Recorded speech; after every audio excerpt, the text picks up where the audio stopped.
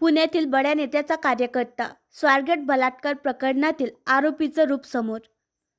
पुण्यातील स्वारगेट बस स्थानकावर घडलेल्या बलात्कार प्रकरणातील आरोपी दत्तात्रय गाडे हा शिरूर तालुक्यातील गुन्हाट गावाचा रहिवासी असून त्याच्यावर शिरूर, शिक्रापूर आणि अहिल्यानगर जिल्ह्यातील विविध पोलीस ठाण्यावर जबरी लुटीचे गुन्हे दाखल आहे. या प्रकरणातील आरोपी अद्याप पोलिसांच्या ताब्यात आलेला नाही. दत्तात्रय गाडे हा पुण्यातील एका मोठ्या नेत्याचा कार्यकर्ता म्हणून काम करीत होता. ही माहितीही समोर आली आहे.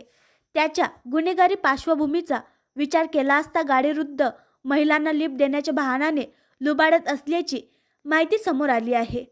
पुणे स्वारगेटच्या वर्दळीच्या ठिकाणी घडलेल्या या घटनेनंतर महिलांच्या सुरक्षेला प्रश्न पुन्हा एकदा उपस्थित झाला आहे. या प्रकरणात पीडितेच्या मदतीला कोणीच आले नाही.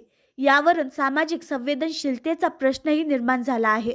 दत्तात्रय गाडे हा झटपट पैसे कमविण्याचा मोहात गुन्हेगारी करीत असल्याचं स्थानिकांनी सांगितलं आहे.